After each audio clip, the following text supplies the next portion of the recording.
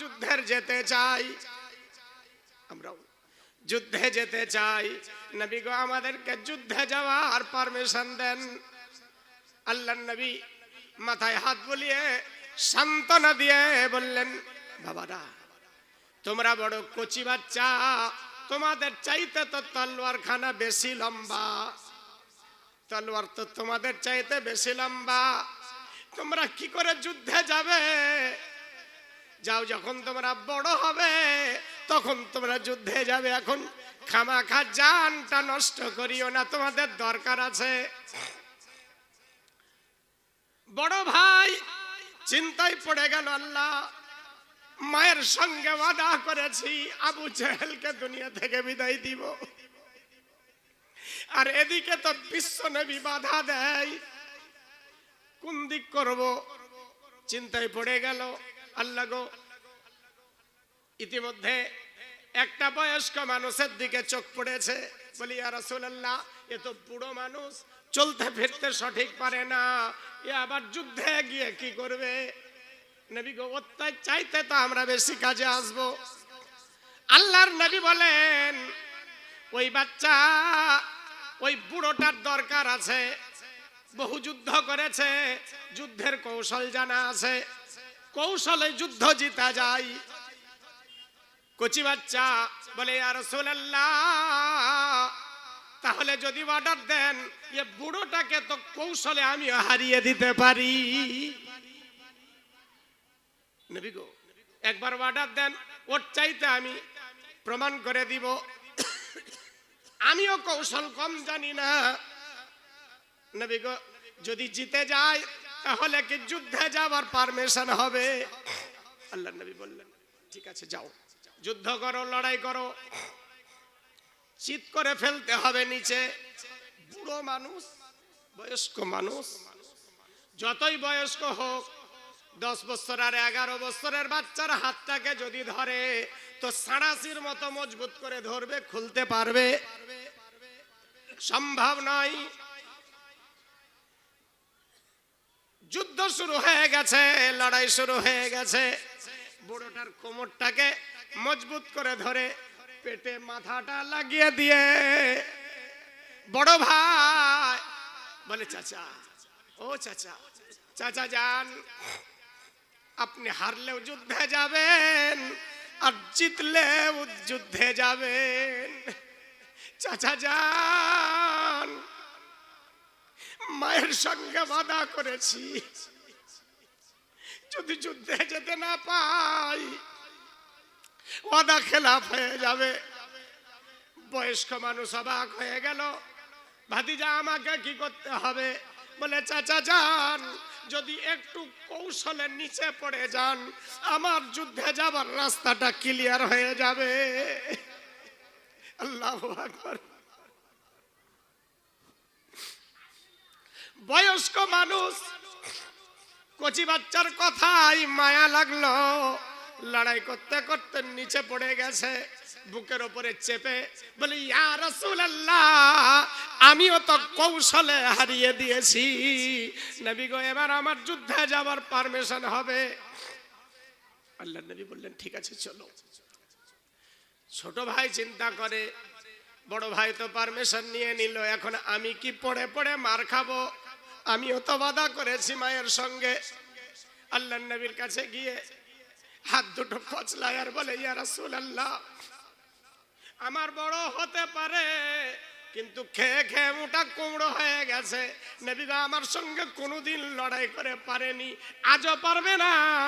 নবী গো, যদি বড় ভাইকে হারিয়ে দিতে পারি তাহলে আমার কি যুদ্ধে যাবার পারমিশন হবে? আল্লাহর নবী বললেন, ঠিক আছে।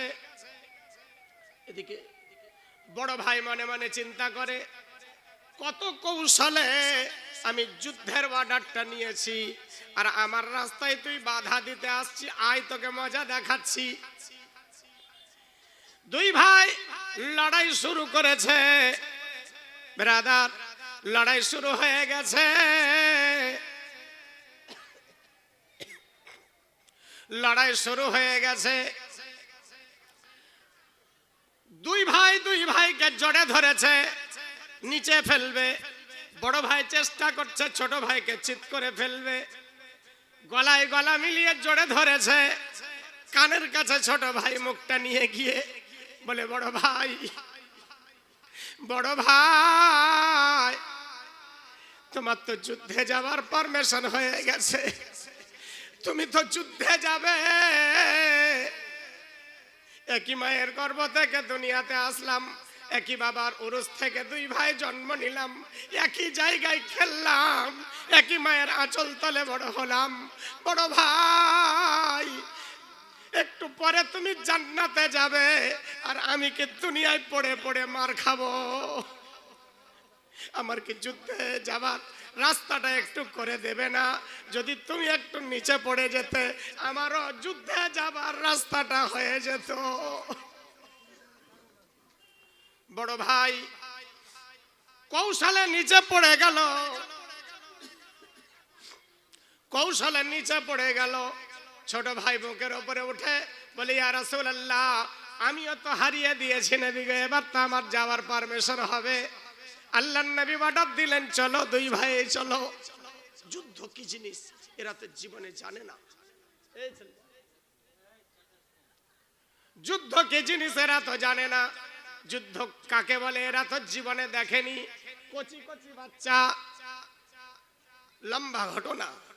আল্লাহর নবী সারা সারা রাত, জঙ্গে বদরের সারা সারা রাত সেজদায় পড়ে পড়ে নবী এত কেঁদেছে, এত কান্না করেছে, নবীর চোখের পানিতে বালু পর্যন্ত ভিজে গেছে। আবু বকর সিদ্দিক ফজরের টাইমে নবীর কাছে এসেছে। আবু বকর সিদ্দিক নবীর চোখের পানি দেখে চিৎকার করে কেঁদে উঠলেন, ইয়া রাসূলুল্লাহ, ইয়া হাবিবাল্লাহ, নবী গো, আপনাকে আর কান্না করতে হবে না, একবার সেজদা থেকে মাথা ওঠান, আল্লাহ পাক আপনার ইচ্ছা পূর্ণ করবে। আল্লাহর নবী মাথা উঠালেন, যুদ্ধ শুরু হবে। নবী লাইন সাজালেন, ওদিকেও রেডি এদিকেও রেডি, যুদ্ধের দামামা বেজে উঠলো, যুদ্ধ শুরু হয়ে গেল। যুদ্ধ শুরু হয়ে গেল, একের পর এক আসে, কাটে মারে মরে, যুদ্ধ চলছে। এমন একটা সময় আসলো আর কাউকে দেখা দেখি নাই, একসঙ্গে দুই দল সামনাসামনি হয়ে গেল, তুমুল যুদ্ধ শুরু হয়ে গেছে। এ কচি কচি বাচ্চা দুই ভাই মুআজ আর মাউজ এমন ভাবে মানুষকে কাটে তো জীবনে দেখেনি, যেদিকে যায় কেটে সাফ করে দেয়। এরা তাড়া খাওয়া মোরগের মতো, তাড়া খাওয়া পাখির মতো যুদ্ধ ছেড়ে অন্যদিকে পালাই।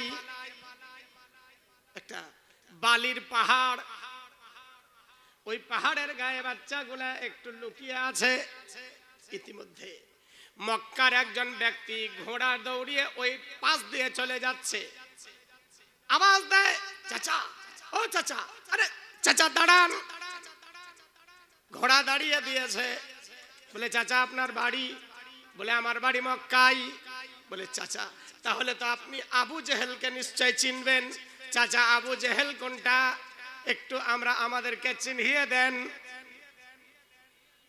লোকটা বাবা, এদের কাছে না আছে তলোয়ার, না আছে ঢাল, আছে দুই ভাইয়ের হাতে দুটো খেজুরের ডাল।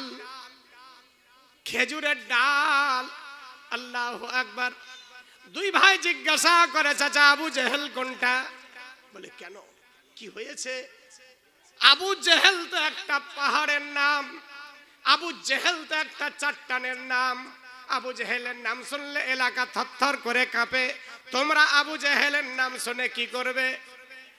বলে, চাচা জান, শুনেছি নাকি আবু জেহেল আমার নবীকে গালি দেয়। চাচা জান, শুনেছি নবী সেজদায় গেলে উটের ভুঁড়ি নবীর উপরে চাপিয়ে দেয়। চাচা গো, তাই মায়ের সঙ্গে বাধা করেছি।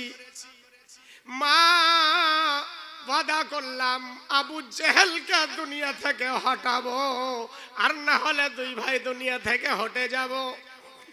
তাই চাচা আবু জেহেল কোনটা যদি একটু চিনিয়ে দিতেন। বাচ্চাদের কথা শুনে অবাক হয়ে গেল। ইতিমধ্যে আবু জেহেল ঘোড়া দৌড়িয়ে চলে আসছে, বলে এই যে তোমাদের শিকার, এরই নাম হলো আবু জেহেল। উঁচু ঘোড়ার ওপরে উঁচু লম্বা চওড়া আবু জেহেল। আল্লাহ দেখিয়ে দিল এটাই তোমাদের শিকার। দুই ভাই কি যেন বলল, দুই ভাই আগে পিছে দাঁড়িয়ে গেল। ঘোড়া দৌড়িয়ে চলে আসছে আবু জেহেল। ছোট ভাই ঘোড়ার পায়ে খেজুরের ডালের আঘাত করেছে। আচ্ছা বলেন, যেমন আঘাত করেছে, ঘোড়ার সামনেকার পা দুটো কেটে ছিটকে দূরে চলে গেল। খেজুরের ডালের বাড়ি মারলে পা কাটবে না ফাটবে? ফাটতে পারে, চামড়া কেটে যেতে পারে, কিন্তু পা কেটে ছিটকে পালাতে পারে না। কিন্তু হয়েছিল কারণ মারনে वाला তো কচি বাচ্চা, কিন্তু কাটনে वाला তো আল্লাহর ফেরেশতা। আবু জেহেলের সামনেকার পা দুটো কেটে চলে গেল। ঘোড়া মুখ থুবড়ে পড়েছে, আর আবু জেহেল মুখ থুবড়ে বালিতে পড়েছে। আবু জেহেলের চোখে বালি ঢোকে গেছে, চোখে আর দেখতে পায় না, চোখ খুলতে পারে না। বড় ভাই ওই খেজুরের ডালের আঘাত এমন ভাবে আঘাত শুরু করেছে, আল্লাহ যত ক্ষমতা আঘাত করে মাথায়, গোটা বডিতে আঘাত করতে করতে করতে করতে দেখলো আবু জেহেল আর বাঁচবে না, একদম প্রায় শেষ। শান্ত হয়ে গেছে, শান্ত হয়ে গেছে আবু জেহেল। এমন সময় আবু জেহেলের বেটা আকরামা দূর থেকে বাপের অবস্থা চোখে পড়েছে। বাচ্চা বাচ্চা ছেলে আমার বাবাকে শেষ করেছে, এটা কম কথা। বাচ্চা দুটোকে আকরামা তাড়া করলো। দুই ভাই দুই দিকে দৌড়ে পালিয়ে গেল। বড়র পিছন করলো। বড় ভাই তলবারের মোকাবিলা খেজুরের ডাল দিয়ে করে, কিন্তু এটা কি সম্ভব? ইতিমধ্যে কোথাও চিড়ে গেছে, কোথাও ফেড়ে গেছে। এমন তলবারের আঘাত করলো আকরামা, বড় ভাইয়ের একটা হাত একটা বাহু যেন কেটে গেল, একটা হাত কেটে গেল, ধসে গেছে।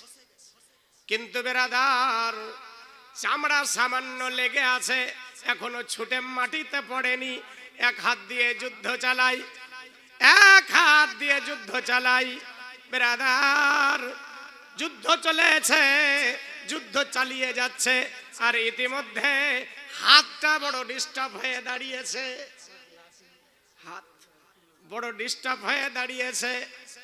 মনে মনে চিন্তা করে, হাত রে তোকে বড় ভালোবাসতাম, যতক্ষণ ঠিক ছিলি, যতক্ষণ ইসলামের বিরুদ্ধে যুদ্ধ করেছি ততক্ষণ আমি ঠিক ছিলাম, তোকে ভালোবেসেছি। কিন্তু হাত আর ভালোবাসতে পারলাম না, যুদ্ধে বিপদ হয়ে দাঁড়িয়েছি। তাই বড় ভাই হাতটাকে পা দিয়ে ধরে এত জোরে টান মেরেছে, চচ্চড় পড়পড় করে মাংস ছিঁড়ে হাত যেন বডি থেকে আলাদা হয়ে গেল। আল্লাহু আকবার। তাজা মাংস ছিঁড়ে বডি থেকে হাত আলাদা হয়ে গেল। এক হাত দিয়ে যুদ্ধ চালাই। ওদিকে যুদ্ধ করতে করতে ছোট ভাইকে তাড়া করে এনেছে। দুই ভাই পিঠে পিঠ লাগিয়ে যুদ্ধ চালাই। বড় ভাই যুদ্ধ চালায়। বড় ভাই ছোট ভাইকে বলে, ছোট ভাই আমি বুঝি আর বেশিক্ষণ টিকতে পারবো না, আমার শরীরের রক্তগুলি বেরিয়ে গেছে, আমার শরীরে আর শক্তি নাই, শরীর আমার কাঁপছে। ছোট ভাই, যদি তুমি বেঁচে যাও আর নবীর সঙ্গে যদি দেখা হয়ে যায়, নবীকে বলে দিও, ইয়া রাসূলুল্লাহ, আমার বড় ভাই আপনাকে সালাম জানিয়েছে, আমার বড় ভাই আপনাকে সালাম জানিয়েছেন, নবীকে সালামটুকু বলে দিও।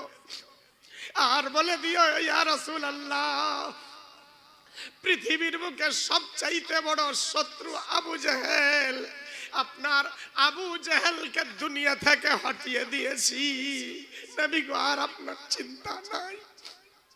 নবীকে বলে দিও। এমন সময় সাহাবী রাসূলরা দেখলেন দুই ভাইকে ঘিরে নিয়েছে, এমন হামলা করলো, দুই ভাইকে কাফিরদের হাত থেকে মুক্ত করে নবীর সামনে নিয়ে হাজির করলো। নবীর চরণ তলে পড়ে বলি, ইয়া রাসূলুল্লাহ, ইয়া হাবিবাল্লাহ, নবী গো, আপনার সবচাইতে বড় শত্রু আবু জেহেলকে দুনিয়া থেকে হটিয়ে দিয়েছে। নবী গো, আমরা যদি এখন মরে যাই, আমরা কি শাহাদাতের মর্যাদা পাবো? আল্লাহর নবী বাচ্চার মাথায় হাত বুলিয়ে বলে, অবশ্যই তোমরা শহীদের মর্যাদা পাবে। বলে, রাসূল গো, নবী গো, তাহলে আমরা চললাম বিদায় নিয়ে, আমাদের মওতের জন্য দুঃখ করি না। আল্লাহর নবীকে সালাম দিয়ে দুই ভাই দুনিয়া থেকে বিদায় নিয়ে নিল। ইন্না লিল্লাহি ওয়া ইন্না ইলাইহি রাজিউন। বেরাদার, বলুন দেখি, কিয়ামতের দিন আমাদেরকে আল্লাহ যদি জিজ্ঞাসা করে, তোমরা নবীকে ভালোবাসতে? আমরা দাবি করব, হ্যাঁ ভালোবাসতাম। ওই সময় ওই কচি বাচ্চা দুটোকে যদি সামনে নিয়ে আসে, এদের মতো ভালোবাসতে? মুহাম্মদ আর মাউজের মতো নবীকে তোমরা ভালোবাসতে, না শুধু মুখে দাবি করতে? ব্রাদার, ওই দিন কচি কচি বাচ্চার সামনে আমাদের মাথা লজ্জায় নিচু হয়ে যাবে। আমরা শুধু দাবি করি, নবী গো তোমাকে ভালোবাসি, কিন্তু কাজে কর্মে নবীর সঙ্গে ভালোবাসায় মিল নাই, আছে নাই। তাই নবীর ভালোবাসা অন্তরের মধ্যে রেখে নিয়ে দুনিয়া থেকে বিদায় নেওয়ার চেষ্টা করেন, আল্লাহ কিয়ামতের দিন জান্নাতি করে দিবে।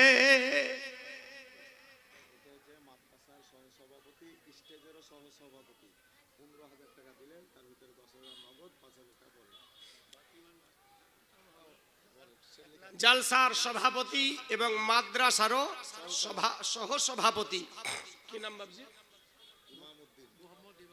মোহাম্মদ ইমামউদ্দিন সাহেব, শরীর অসুস্থ, 15,000 টাকা দিলেন। নারে তাকবীর, নারে রিসালাত।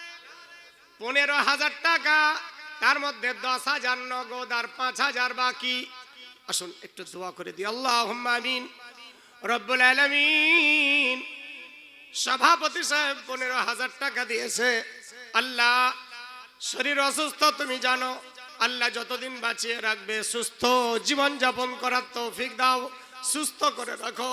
আর যেদিন উঠিয়ে নিবে, ইমানদার করে উঠিয়ে নিও রব্বুল আলামিন।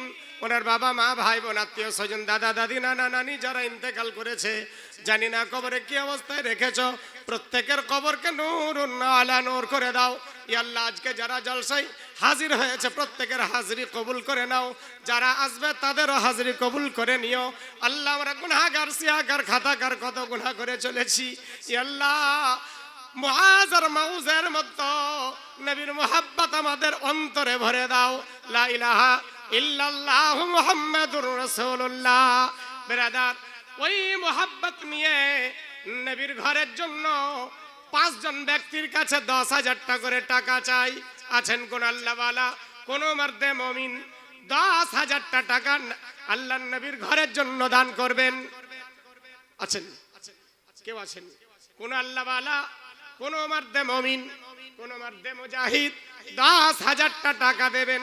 সভাপতি সাহেব দিলেন, ক্যাশিয়ার, সেক্রেটারি, সহ সেক্রেটারি, সব সভাপতি কেউ আছেন?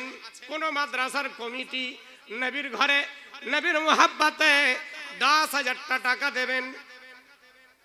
আছেন কোন আল্লাহওয়ালা? যদি থাকেন তো আসেন, একটা কোরআনের আয়াত শোনাই। আল্লাহ নবী, আল্লাহ কোরআন কি বলছে?